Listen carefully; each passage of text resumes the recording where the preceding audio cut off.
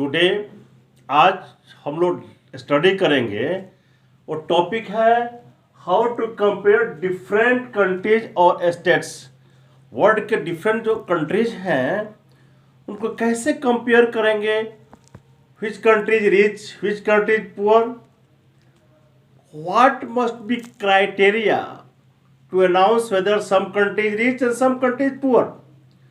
क्या क्राइटेरिया होना चाहिए, क्या आधार होना चाहिए जिससे हम लोग कंट्री को क्लासिफाई करें, उसके डेवलपमेंट को किसका डेवलपमेंट का लेवल क्या है, क्या आधार होना चाहिए, उसको डिस्कस करेंगे। और यह this is very tough task. आप अपने क्लास से ही दे सकते हैं। आप क्लास पूछा जाए कि आपके क्लास का सबसे बेस्ट स्टूडेंट कौन है, बहुत डिफिकल्ट होगा इसका आंसर देना। क्या वह बच्चा जो एकेडमिक परफॉर्मेंस में टॉप पर है लेकिन बाकी जो उसका परफॉर्मेंस है, जैसे स्पोर्ट्स हो गया, अदर पार्टिसिपेशन हो गया, एक्स्ट्रा करिकुलम में जीरो है, क्या आप उसको बेस्ट कह सकते हैं?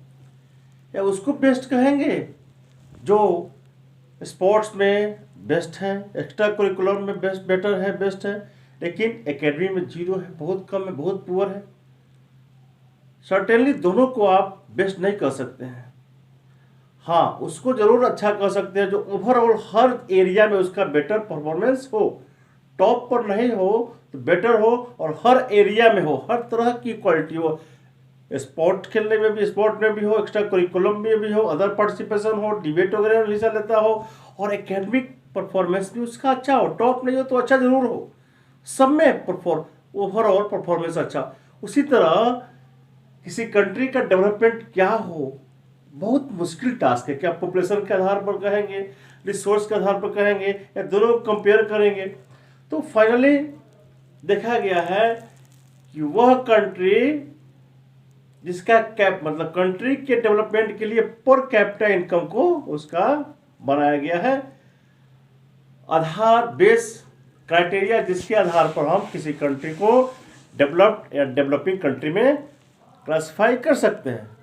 इनकम इसलिए बनाया गया है कि इनकम ऐसा चीज है, मान लीजिए कहीं उसका एजुकेशन नहीं, स्कूल नहीं है, पैसा है, इनकम है तो स्कूल का स्थापना कर सकता है। टीचर वहाँ नहीं है तो बाहर से टीचर को मंगा सकता है। तो इकोनॉमी से पैसा है, हॉस्पिटल खोल सकते हैं। बहुत से ऐसे काम है, सब कुछ तो नहीं, लेकिन बहुत से ऐसे काम है जो पैसा के हेल्प से कर सकते हैं। इसलिए इकोनॉमी को डेवलपमेंट का क्राइटेरिया बनाया है। और इसके लिए हम लोग निकालते हैं कि किसी कंट्री का एवरेज इनकम क्या है, पर कैपिटा इनकम क्या है। पर कैपिटा इनकम के बेसिस पर किसी कंट्री के डेवलपमेंट को हम लोग इंश्योर करते हैं। पर कैपिटा इनकम कैसे निकालते हैं? Total income of the country divided by total population, मतलब this is the ratio of total income to total population of a country. Clear हो गया? एवरेज इनकम को पर कैपिटा इनकम भी कहते हैं, पर कैपिटा इनकम। और इसको कैसे निकालते हैं? Total income by total population से निकाल लेंगे। और इस तरह डेवलपमेंट के आधार पर पूरे कंट्री को हम लोग 3 कैटेगरी में बांटे हैं, 3 पार्ट में बांटे हैं, और यह अलग अलग ईयर में उसको रिवाइज होता है। अभी 2006 का हम दिए हैं। 2006 में वर्ल्ड बैंक जो डिक्लेयर किया था, अलग अलग ईयर, किसी भी ईयर का आप लिख सकते हैं, क्योंकि डिफरेंट बुक में अलग अलग रिवाइज होता रहता है और नया नया डाटा आता रहता है।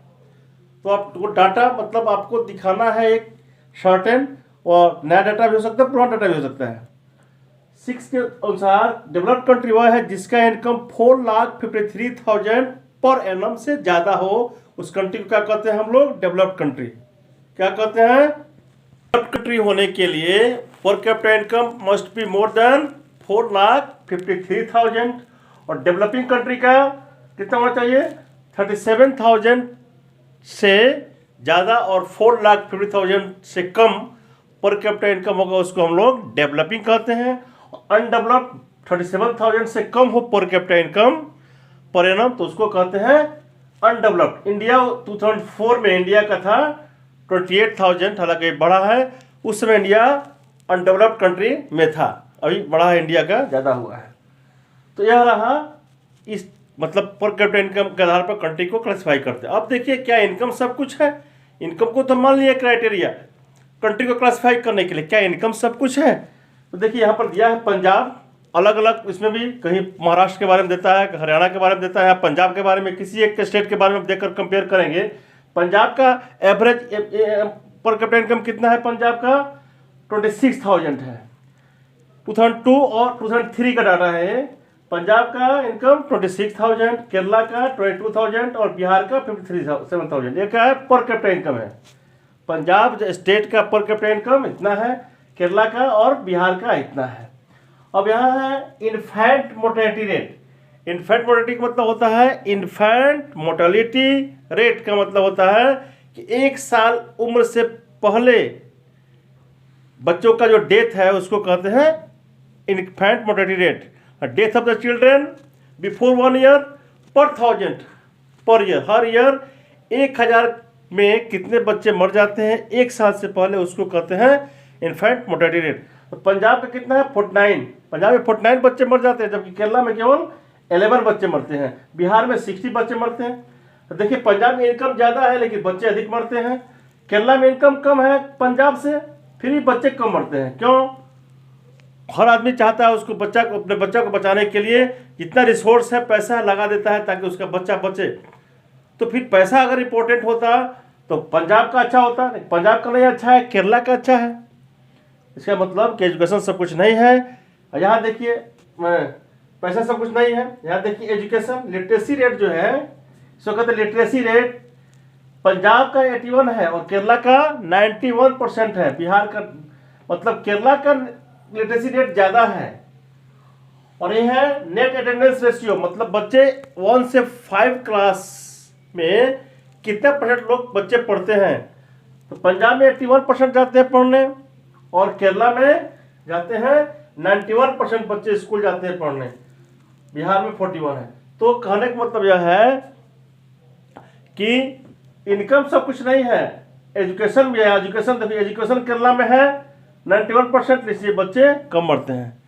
एजुकेशन से अवेयरनेस आता है, अवेयरनेस बहुत बड़ा चीज़ है। अवेयरनेस से सब लोग एकदम रेडी रहेगा, प्रिकॉशन रखेगा, और जो भी रिक्वायर्ड जैसे न्यूट्रिएंट्स को कब लेना है, कब दवा लेना है, इससे पैसा सब कुछ नहीं है। पैसा के अलावा अवेयरनेस, एजुकेशन भी सबसे बहुत इंपॉर्टेंट है। और यही डाटा बता रहा है कि मनी इनकम सब कुछ नहीं है, इनकम के अलावा एजुकेशन और भी बहुत कुछ चीज़ है जो बहुत इंपॉर्टेंट है। जैसे हेल्थ केयर सेंटर हो गया, हेल्थ केयर सेंटर है कि नहीं है, कितना है, इसमें इंपॉर्टेंट फैक्ट है। यहाँ पर यही क्लियर किया कि इनकम सब कुछ नहीं है, इनकम के अलावा और भी एजुकेशन से लेकर हेल्थ भी इंपॉर्टेंट चीज़ है जो हमारे लाइफ को अफेक्ट करता है, प्रभावित करता है। Thank you very much.